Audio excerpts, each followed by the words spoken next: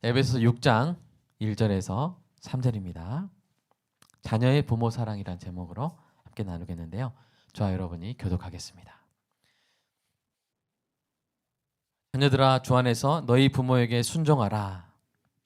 이것이 옳으니라. 내 아버지와 어머니를 공경하라. 이것은 약속 있는 첫 계명이니. 함께 읽겠습니다. 이로써 내가 잘되고 장수하리라. 아멘. 여러분, 지난 10주 동안 우리는 이웃의 건강과 생명을 지키기 위해서 모두 모여서 드리는 예배를 자제해 왔습니다. 함께 모이지 못한 이 기간의 가장 큰 도전은 무엇이었습니까? 그것은 하나의 뜨거운 질문이었습니다.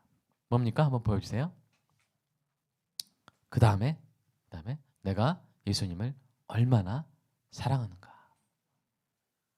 우리가 이제 연애를 하다 보면 떨어질 때가 있잖아요. 그때 떨어질 때 느끼는 게 뭐예요? 내가 이 사람을 얼마나 사랑하는가. 더 느끼잖아요. 그런 것처럼 우리는 물론 확장된 예배당에서 예배드렸지만 우리가 사랑하는 성도들을 못 보면서 우리가 참 그리움에 불타올랐던 것을 우리가 기억을 합니다. 예수님을 사랑하는 성도에게 이 기간은 엄청난 그리움에 시달리는 기간이었습니다. 예수님을 사랑하기 때문에 예수님의 몸된 교회를 사랑하는 성도에게 다른 성도와 교제하지 못하는 것은 너무나도 큰 고통이었습니다. 그러한 성도에게 하고 싶은 말은 이것입니다. 그 고통의 무게만큼 여러분, 예수님을 사랑한 것입니다. 예수님도 예수님 사랑과 성도 서로의 사랑이 불가분 연결되어 있음을 여러 번 강조하셨습니다. 한번 같이 읽어볼까요? 시작. 새 계명을 너희에게 주노니 서로 사랑하라. 내가 너희를 사랑한 것 같이 너희도 서로 사랑하라. 너희가 서로 사랑하면 나를 사랑하면 나의 계명을 지키리라. 나의 계명을 지키는 자라야 나를 사랑하는 자니 나를 사랑하는 자는 내 아버지께 사랑을 받을 것이요 나도 그를 사랑하여 그에게 나를 나타내리라. 말이 이 3절에 걸쳐서 있는데요. 요약하면 예수님의 계명을 지켜야 예수님을 사랑하는 사람이래요. 근데 예수님의 계명은 뭐예요? 서로 사랑하라는 거예요. 내가 너희를 사랑한 것 같이 서로 사랑하라. 반대로 너희가 나를 사랑하는 것 같이 서로를 예수님처럼 사랑하라. 이거를 지켜야 나를 사랑하는 것이다. 이게 바로 예수님의 말씀인 것입니다. 옆에 앉아있는 성도들에게 고백해 볼까요? 한번 보여주세요. 좀 너무 기니까 여러분 그런 뜻으로 힘들었어요. 옆에 보면서 많이 힘들었어요. 시작. 많이 힘들었어요. 근데 뵈니까 너무 좋네요. 박명재 지사님 너무 좋습니다. 대표로 제가 말씀드린가요? 너무 좋습니다. 다시 뵈서 너무 좋습니다. 이게 물론 이제 신방 가서 뵈는 것도 좋지만 이렇게 예배당에서 뵙는 게 얼마나 좋은지 몰라요. 예배당에서 뵙는 게 얼마나 좋은지 모릅니다.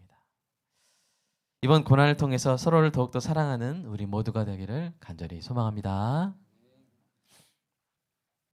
오늘은 어버이 주일을 맞이해서 특별히 부모를 향한 자녀의 사랑에 대한 예수님의 계명을 함께 듣는 시간을 갖겠습니다. 예수님의 계명을 우리가 지키고 싶은데요. 한번 읽어볼까요? 자, 시작. 자녀들아, 주 안에서 너희 부모에게 순종하라. 이것이 옳으니라. 내 아버지와 어머니를 공경하라. 아멘. 제가 어떤 증상이나 감기 걸린 게 아닙니다. 코 이렇게 한 거는 좀 약간 너무 행복해서 그런 겁니다. 첫 번째로 부모에게 순종하라고 했습니다. 부모에게 순종하는 것은 바로 이 서로 사랑하라는 그리스도의 법을 지키는 거예요. 자녀가 부모에게 순종하는 것은 부모의 명령이나 결정에 따르는 것이죠. 그것이 바로 부모를 향한 사랑의 표현이며 실천입니다. 예수님이 하나님의 말씀에 순종하신 것을 생각해 보세요. 예수님은 십자가에 죽기까지 하나님 말씀에 순종하셨습니다. 그 순종으로 하나님이 사랑하신 것을 예수님이 하나님을 사랑하신 것을 확증하셨습니다.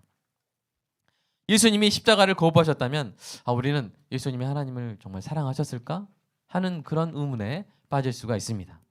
성자 예수님이 성부 하나님을 사랑하시기에 순종하신 것처럼 자녀된 성도도 부모된 성도에게 순종함으로써 그 사랑을 완성해야 합니다. 순종하지 않고 사랑한다고 하는 것은 말이 안 되는 것이죠. 물론 순종하는 것이 쉬워요, 어려워요? 어려워요. 우리 사람 본성상 사람은 자기중심적이기 때문에 쉽지 않습니다. 그러므로 뭐가 필요하냐면 힘이 필요해요. 어떤 힘이냐면 바로 순종력입니다. 순종할 수 있는 근육이 필요해요. 순종의 근육이 필요합니다. 믿음의 자녀는 성령이 부어주시는 하나님의 사랑으로 부모님께 순종합니다. 하나님의 사랑이 많으면 많을수록 부모님께 더 쉽게 순종합니다. 그런데 여기서 부모가 알아야 될 게 있어요. 그것은 자녀의 순종력을 키울 책임이 부모에게 있다는 것입니다. 이 책임이 아주 중요한데요. 다만 오늘 설교 분량상 다음 주에 제가 이어서 설명하도록 하겠습니다. 이 부분에 대해 오늘 짚고 넘어갈 것은 하나님이 정말 기뻐하시는 것이 있는데 어떤 모습이냐면 부모가 자녀에게 순종하는 모습이에요. 자, 다시 오늘 좀 다시 자녀가 부모에게 순종하는 거예요. 자녀가 부모에게. 자, 우리 한번 골로새서 3장 한번 읽어볼까요? 시작. 자녀들아 모든 일에 부모에게 순종하라. 이는 주 안에서 기쁘게 하는 것이니라. 우리 말이 약간 주 안에서 기쁘게 한다는 말이라고 하니까 약간 좀 어렵잖아요. 영어로 뭐냐면 그냥 이것이 주님을 기쁘게 한다 이거예요. 영어로 직역하면 이것이 뭐예요? 자녀가 부모에게 순종하는 것이, 그러니까 유민이가 부모에게 순종하고 있으면 누가 기뻐하세요? 하나님이 기뻐하고 계신 거예요. 그것을 보고 하나님이 기뻐하고 계신 거예요. 자, 그러면 자녀는 부모에게 어디까지 순종해야 될까요? 그 한계는 오늘 본문 1절에 있습니다. 1절에 뭐라고 되어 있나요? 주 안에서 순종하라. 주 안에서. 자녀가 부모에게 순종해야 되지만 그 순종은 뭐예요? 하나님께 마땅히 돌려야 될 그 순종의 범위 안에서 순종하라는 것입니다. 예를 들어서 부모가 우리 주 예수 그리스도를 따르지 말라고 한다거나 예배를 드리지 말라고 한다면 그 말씀은 순종의 한계를 벗어난 것이죠. 다만 어느 정도 시기나 장소를 선택할 수 있는 문제에 대해서 순종하는 것은, 문제에 대해서 이 부모님의 말씀에 따르는 것은 가능합니다. 예를 들어서 세례를 이번 올해 받지 말고 내년에 받으면 어떻겠니? 이런 거. 이런 부분들, 신앙의 핵심적인 부분이 아닌 부분들에 대해서는 부모님께 마음껏 우리가 순종할 수 있는 것이죠. 그러나 신앙의 본질을 해치는 그런 명령에 대해서는 하나님의 명령에 먼저 우선하여 순종해야 될 줄로 믿습니다. 두 번째, 그러면 자녀가 부모에게 언제까지 순종해야 될까요? 결혼하고 나서도 자기 가정의 문제에 대해서 부모님의 결정에 순종해야 될까요? 네. 이 부분이 정리가 되지 않으면 많은 갈등과 혼란이 발생할 수 있습니다. 특히 결혼한 자녀 그 내외와 부모 간에 불필요한 갈등이 생길 수가 있어요. 성경은 자녀가 결혼을 하면 부모를 떠난다고 되어 있습니다. 우리 창세기 말씀 한번 읽어볼까요? 시작. 이러므로 남자가 부모를 떠나 그의 아내와 합하여 둘이 한 몸을 이룰지로다. 우리 이 신약에서도 이렇게 돼 있어요. 시작. 그러므로 사람이 부모를 떠나 그의 아내와 합하여 그 둘이 한 육체가 될지니. 부모를 떠나는 거예요. 이것은 떠난다는 말은요, 장소적인 이동말을 말하는 게 아니에요. 여러분, 이 장소적인 이동을 말하는 게 아니라 뭐예요? 결정권을 넘겨주는 거예요. 그러니까 자녀가 부모님과 함께 살 수 있어요. 함께 살더라도 결정권은 부모에게 있어요? 결혼한 자녀에게 있어요? 결혼한 자녀에게도 넘어가는 거예요. 결혼한 순간부터 자기 가정의 문제에 대해서 독립적인 결정권을 갖게 해줘야 합니다. 여러분, 예를 들어서 결혼하셨는데 그냥 그 집안 인테리어에 대해서 시어머니가 막 검은색이 좋다 그래서 막 온 집을 검은색으로 도배하고 며느리는 할 수 있는 말이 없어요.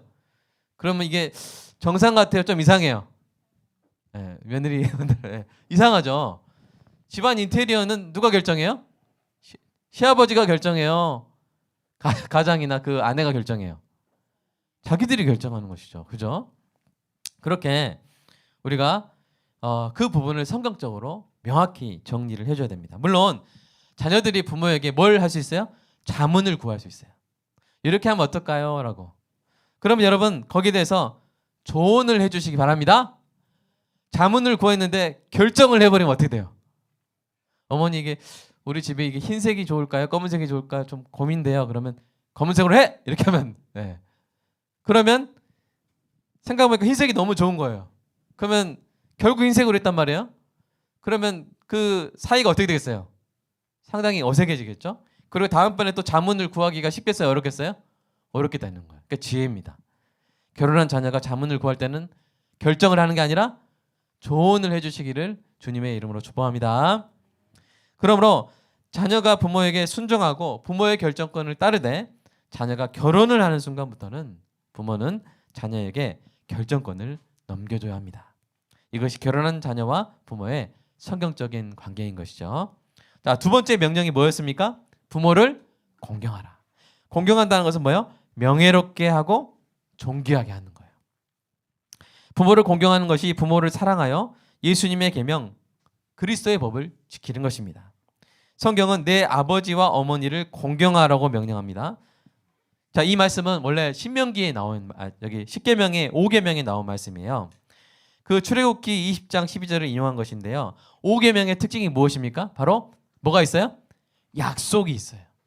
이것을 지키면 어떻게 한다고 되어 있습니까? 부모를 공경하면 이로써 내가 잘되고 땅에서 장수하리라. 내가 잘되고 땅에서 장수하리라. 사랑하는 여러분, 예수님을 사랑하십니까?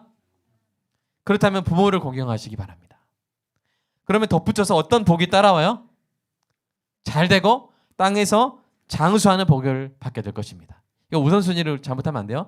예수님을 사랑하기 때문에 부모를 공경하는 거예요. 그런데 뭐가 따라와요? 복이 따라와요. 이 복 때문에 부모를 공경하는 게 아닙니다. 예수님 사랑 때문에 부모를 공경하는데 뭐가 따라와요? 복이 따라와요. 여러분 자녀가 예수님 사랑을 실천하기를 원하십니까? 그러면 여러분 자녀를 부모 공경 잘하는 자녀로 키우시기 바랍니다. 아멘? 그러면 여러분 자녀에게 뭐가 따라다녀요? 복이 따라다녀요. 그것이 하나님의 약속인 줄로 믿습니다. 물론 일반적인 약속이에요. 특별한 사람의 경우에 특별한 사명이 있는 사람에게는 또 특별한 복이 있을 것입니다. 부모를 공경했지만 하나님이 예를 들어서 어떤 순교의 그런 복을 주신 사람한테는 장수가 있지 않을지라도 그거 이상으로 영생으로 누리며 영원한 복락을 상급을 누리게 될 줄로 믿습니다. 성자 예수님도 그렇게 하셨어요. 항상 하나님을 공경하셨어요. 항상 하나님께 영광을 돌린 아들이세요. 늘 하나님께 영광을 돌렸어요. 우리도 예수님처럼 부모님을 공경해야 할 줄로 믿습니다. 여러분의 자녀도 여러분을 잘 공경함으로써 예수님의 계명을 잘 지키고 하나님이 약속하신 복을 누리는 자녀들 되시기를 주님의 이름으로 축복합니다.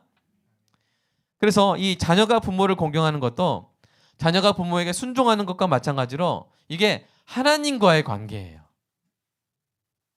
여러분의 자녀와 여러분의 관계는 그 관계에서 끝나는 것이 아니라 여러분의 자녀와 하나님과의 관계예요. 그래서 신학자에 따라서는요, 여러분 10계명의 돌판이 몇 개입니까? 10계명이 원판으로 하나로 되어 있어요? 두 판으로 되어 있어요? 두 판 되어 있죠? 그래서 한 판은 하나님과 사람의 관계, 한 판은 사람과 사람의 관계를 규정하는 거거든요. 근데 신학자에 따라서는 1, 2, 3, 4계명까지 이게 첫 번째 돌판이고 5, 6, 7, 8, 9, 10이 두 번째 돌판이라고 생각하는 신학자가 있는 반면에 어떤 신학자는 아니다. 5번까지. 5번이 뭐예요? 내 부모를 공경하라. 그렇죠?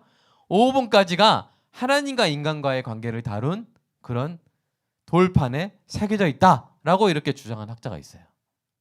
그만큼 5번이 하나님과 인간과의 관계와 얼마나 밀접한 연관이 있는가를 말해 주는 것입니다. 그러니까 자녀가 부모를 공경하는 것은 신앙의 핵심적인 부분인 것이죠. 그래서 기독교인은 무조건 뭐예요? 기독교인 하면 부모를 공경하는 사람이다.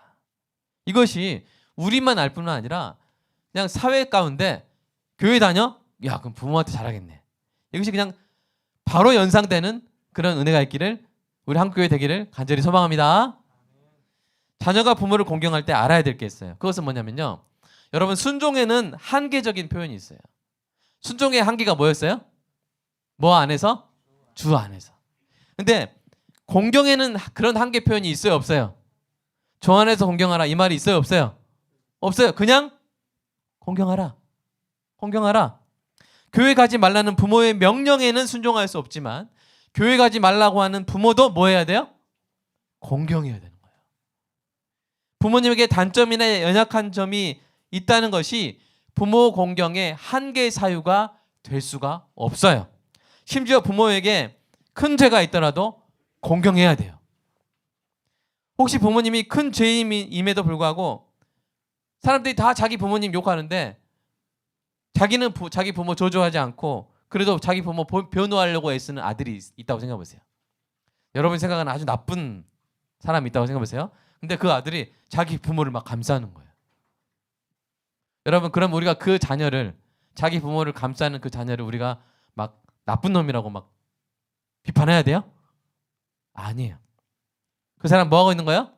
하나님 말씀에 순종하고 있는 거예요. 부모를 공경하라. 그래서 아무리 죄인이라도요. 옆에 자녀들이 있을 때는요. 여러분 좀 조심하셔야 돼요. 아무리 나쁜 놈이 있어도 나쁜 분이 있어도 그 옆에 자녀들이 있을 때는 조심하셔야 돼요. 왜? 그 자녀들이 뭐 하고 있어요? 뭐 해야 돼요? 공경해야 되잖아요. 그죠? 그래서 우리가 정말 이렇게 자녀 부모 공경이 이게 신적인 계명이구나. 하나님과의 관계구나. 이것을 정말 우리가 신성시하고 귀하게 여기는 우리가 그렇듯이 남이 자기 부모 공경하는 것을 우리가 정말 신적인 권리로 귀하게 여겨주는 은혜가 있기를 주님의 이름으로 축복합니다. 자, 근데 그러면 공경은 어떻게 하는 것이냐? 두 가지가 있어요. 첫 번째, 정신적 공경이 있어요. 이것은 존경하는 거예요. 여러분 부모님의 어떤 마음이 들지 않을 수 있어요. 어떤 인격 발달 과정 가운데 친구들이 더 마음에 들고 친구들이 더 훌륭해 보이고 부모님은 별로 아닌 것 같은 그런 기간 사춘기 그런 기간이 있을 수 있어요. 그러나 여러분 자기 부모를 애정을 갖고 바라보면 분명히 존경스러운 부분이 보입니다. 그런 부분을 발견하도록 애를 쓰고 무엇보다 나를 낳고 길러주신 그 사랑에 합당한 존경심을 가지시기를 주님의 이름으로 축복합니다. 하나님은 마음의 중심을 보세요. 그래서 하나님 앞에서 거칠의 공경은 의미가 없어요. 가증한 거예요. 부모님을 마음속으로 존경하지 않으면서 사랑합니다, 존경합니다. 이거는 하나님이 보시기에 아주 미워하시는 거예요. 그래서 마음의 중심으로 부모를 이해하려고 마음의 중심으로 부모를 존경하려고 애를 써야 돼요. 단점이나 싫은 점보다는 존경스러운 부분을 찾고 그것을 기억하고 그것을 표현하는 여러분 자녀들 되시기를 주님의 이름으로 축복합니다. 그리고 여러분 되시기를 주님의 이름으로 축복합니다. 우리가 부모님을 존경하지 않는다면 우리 손해예요. 우리가 존경하지 않는 사람에게 선한 것을 배울 수 있습니까? 존경하지 않는 사람에게서 좋은 것을 배울 수 있습니까? 배울 수가 없어요. 아무리 지혜를 가지고 있어도 내가 그 사람을 멸시하고 존경하지 않으면 그 사람의 지혜가 나에게 와요 안 와요? 내가 막아버려요. 내가 끊어버려요. 그러나 존경하면 배울 수 있어요. 근데 여러분 부모님에게는 지혜가 있어요. 근데 그 지혜는 얼마나 특별하냐면요. 여러분을 가장 사랑하는 사람의 지혜예요. 부모님의 지혜는 여러분을 여기 말 잘 듣고 있지? 너를 가장 잘 사랑하는 사람의 지혜예요. 이거는 어디 가서 살 수가 없는 지혜예요. 하늘아 어디 가서 돈 주고 1,000만 원 주고도 살 수 없는 지혜. 누구의 지혜? 너를 사랑하는 사람의 지혜. 너를 가장 사랑하는 사람의 지혜. 그러려면 그 부모님의 그 지혜를 쏙쏙 내가 흡수하려면 뭐 해야 돼요? 부모님을 존경해야 돼요. 그러므로 우리 빛골관교회 모든 자제분들 부모님을 마음속 뼛속 깊이 존경하게 되시기를 주님의 이름으로 축복합니다. 로운이 어디 있나요? 로운아 아멘. 야 박수 한번 하겠습니다. 네. 부모 공경 최고로 잘하는 우리 로운이 되기를 축복합니다. 네, 그래서 우리가 한 가지 짚고 넘어가야 될 게 있어요. 사람들이 많은 실수를 하는 거예요. 뭐냐면 간증을 하거나 책을 쓸 때 부모 얘기를 하는데 부모님의 꼭 이렇게 치부를 막 드러내요. 그래서 내가 그런 부모 밑에서 자랐는데 내가 이렇게 훌륭해졌다고. 자신의 어떤 그런 걸 드러낼 수도 있고 가장 선한 목적은 뭐겠어요? 그런 좀 나쁜 부모 밑에서 자란 사람들에게 이제 희망을 주는 그런 메시지는 있겠죠. 그러나 성경의 명령은 부모의 치부를 드러내지 않고는 간증을 한다거나 책을 쓸 수 없다면 간증하지 말라는 거예요. 책 쓰지 말라는 거예요. 여러분 부모님들 자녀들이 자라가지고 나도 생각 안 나는데 막 책을 쓰면서 우리 부모가 이랬다고, 나를 알아주지도 않았고 나를 학대했고 막 이랬다고 책 쓰면 여러분 마음이 어떠겠어요? 여러분 다 안 할게요. 마음이 어떠겠어요? 힘들겠대요. 울고 있어요. 네. 그렇게 사랑하며 키웠는데 결국 돌아온 거 뭐예요? 책으로 온 세계 부모의 치부를 드러내는 거예요. 얼마나 슬픈 일입니까? 여러분 우리 빛골만께 우리 자녀들은 그 책 써서 그 인쇄 받고 그거 안 알려지고 그거 포기하고 차라리 부모 치부를 드러내지 않고는 내가 글을 쓸 수 없다면 글을 안 쓰는 은혜가 있기를 주님의 이름으로 축복합니다. 아멘. 아멘. 자, 두 번째 공경은 뭐냐면 물질적 공경이에요. 자, 우리 자녀는 부모를 정신적으로 공경할 뿐만 아니라 물질적으로도 공경해야 되는데요. 디모데전서 5장 4절 한번 읽어볼까요? 시작.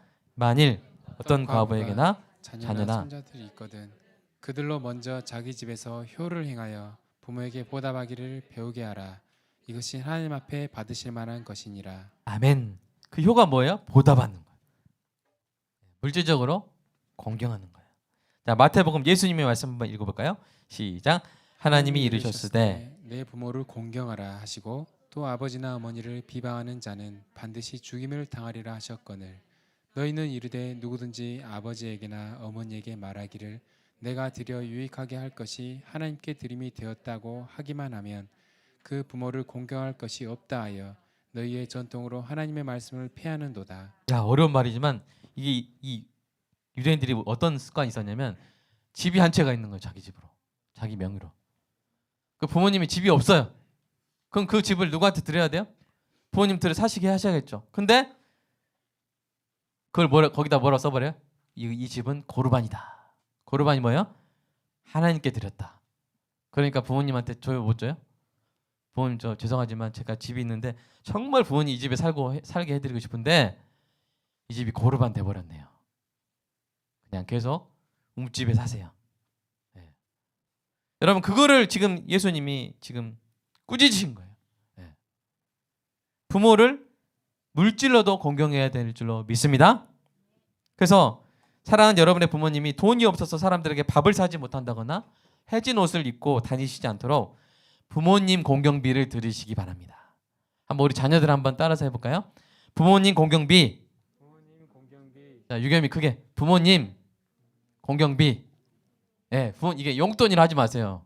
예, 약간 이상해요. 그 자녀가 부모님 용돈 드린다는 게 그게 아니라 좀 길더라도 부모님 공경비 말이 좀 어렵네요.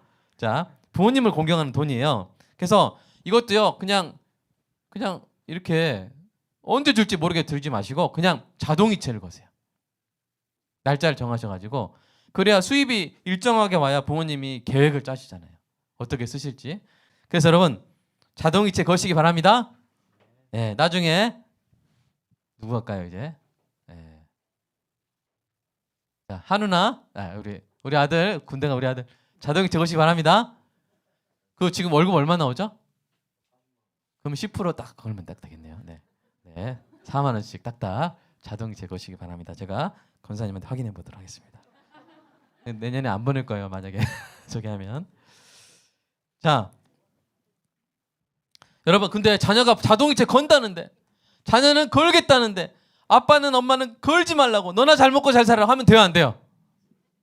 여러분 잘 먹고 잘 살고 땅에서 장수하려면 어떻게 된다고요? 부모를 공경하라고 그랬어요. 근데 내가 공경 안 받겠다 이 말은 뭐예요? 너 그냥 막 살아라. 너 잘 되는 거 내가 못 보겠다 이 뜻이에요. 여러분 자녀가 잘 되고 땅에서 장수하기를 보기 원하십니까? 자동이체 걸 때 딱 걸어주시기 바랍니다. 여기다 걸어라 이렇게 걸어주시기 바랍니다. 계좌번호 오늘 보내주시기 바랍니다. 어렸을 때부터 좀 이렇게 훈련시켜 놓으면 나중에 당연히 하는 걸 줄 알고 이렇게 자연스럽게 하는 경우가 있어요. 여러분 이제 설교를 마치도록 하겠습니다. 여러분 부모님 계좌에 자동이체 거는 거, 부모님 공경하는 거, 부모님께 순종하는 거, 이런 일상적인 일들 아무것도 아닌 것 같지만 이것이 바로 예수님을 사랑하는 증거예요. 그냥 아프리카 막 선교를 가야만 예수님을 사랑하는 게 아니에요. 먼저 가장 가까운 부모님께 잘하는 거. 이게 하나님이 기뻐하시는 모습인 줄로 믿습니다. 우리 가정에서부터. 아멘. 너무 잘해요. 예뻐요. 네, 우리 가정에서부터 예수님 사랑을 실천하는. 원래 이런 때는 꼭 자녀들 데려오셔야 돼요. 제가 몇 번 하는데 까먹으셨나 봐요. 꼭 자녀를 5월달에 꼭 자녀를 데려오시기 바랍니다. 네. 그래서 우리가 정말 가정에서부터 예수님 사랑이 그냥 흘러 넘치는 여러분 가정 되시기를 주님의 이름으로 축복합니다. 예수님을 사랑하십니까? 존 파이퍼 목사님이 이번 고난을 통해서 하나님이 주시는 질문이라고 소개한 거예요. 여러분, 부모가 된다는 거, 부모의 의무를 감당해내는 거, 이거 얼마나 어려운지 모릅니다. 저는 반도 안 나는데 막 힘들잖아요. 여러분은 막 저보다 2배, 3배 달려오신 분들 얼마나 힘드셨어요. 부모이기 때문에 짓는 죄가 있어요. 애를 잘 알았어야 되는데 잘 몰라가지고 이렇게 했는데 그게 결국 참 애한테 안 좋은 영향을 미치는 그런 일이 사실 있거든요. 부모이기 때문에 잠 못 이루는 죄책감의 밤들이 늘어가잖아요. 여러분, 우리가 누가 부모 될 준비를 막 하고 부모가 됐습니까? 어느 날 부모가 돼버렸잖아요. 이 땅에 자책감으로 가슴을 치는 부모들이 얼마나 많습니까? 그 부모님에게 다가가서 이렇게 한마디 고백해드리면 좋겠어요. 잘 키워주셔서 감사합니다. 우리가 자녀를요 완벽하게 키울 수 없어요. 한 가지씩 좀 부족한 부분이 있어요. 2가지씩. 근데 그것 가지고 너무 자책감 갖지 마시기를 주님의 이름으로 축복합니다. 그 정도면 잘 키우신 거예요. 그리고 이 고백을 할 정도면 엄청 잘 키우신 거예요. 그래서 여러분 부모님께, 우리 자녀들, 부모님 저를 엄청 잘 키우셨어요 하는 그 증거로 이 고백을 부모님께 드리시기를 축복합니다. 그 한마디가 수십 가지 약보다, 보약보다 더 큰 치료가 될 것입니다. 오늘 설교를 듣고 더욱더 부모님을 사랑하고 공경하여 일상에서 예수님 사랑을 증명하는 저와 여러분이 되기를 간절히 소망하는 마음으로 이 시간 한 2, 3분만 잠깐 짧게 묵상 기도하도록 하겠습니다. 주님 감사합니다. 오늘 말씀 주셔서 감사합니다. 이 땅에 하나님의 따뜻한 사랑을 알려주시기 위해서 부모를 보내주신 것 압니다. 하나님의 끝없는 인내를 알려주시기 위해서 맛볼 수 있도록 어머니의 품을 우리에게 주시고 하나님의 변치 않는 사랑을 알려주시기 위해서 우리에게 아버지의 그 든든한 등에 기댈 수 있도록 우리에게 주신 하나님, 부모를 사랑함으로, 부모에게 순종함으로, 부모를 공경함으로 예수님 사랑하는 우리의 마음을 표현할 수 있게 하여 주시옵소서. 주님, 얼마나 힘든 시간을 지내왔습니까? 아기가 울면서 잠들지 못할 때 등에 기대어 허리가 부서질 때까지 아기를 품고 또 쌍둥이를 키우고 또 많은 자녀를 키우고 또 한 자녀의 성장 발달 과정마다 각각 다른 필요를 충족시켜 줘야 되는 애착이 잘 형성될 수 있도록 바로바로 그 욕구를 채워주고 그 아이가 인격의 그 발달 정도에 따라서 주도감, 신뢰감 이런 것들이 잘 형성될 수 있도록 얼마나 많은 수고를 해야 되고 그런 수고를 다 마치고도 다 하지 못한 것으로 인해 가슴 아파하는 부모의 마음 우리 자녀들이 알게 하시고 그 부모의 마음에 가장 기쁜, 어쩌면 카네이션 꽃보다 더 기쁠 마음의 꽃을 달아주는 우리 자녀들 되게 하여 주시옵소서. 우리 빛골과 함께 모든 부모님들은 자녀들의 이 고백으로 인해, 이 말로 된 카네이션으로 인해 그 마음이 치유되게 하시고 자책감의 밤들, 불면증의 밤들이 사라지고 감사의 은혜의 밤으로 하나님께 영광 돌리게 하여 주시옵소서. 주님 감사합니다. 고통스럽게 애쓴 수고한 부모의 마음을 위로하여 주시고 그 부모의 마음을 아는 자녀들 되게 하여 주시옵소서. 예수님의 이름으로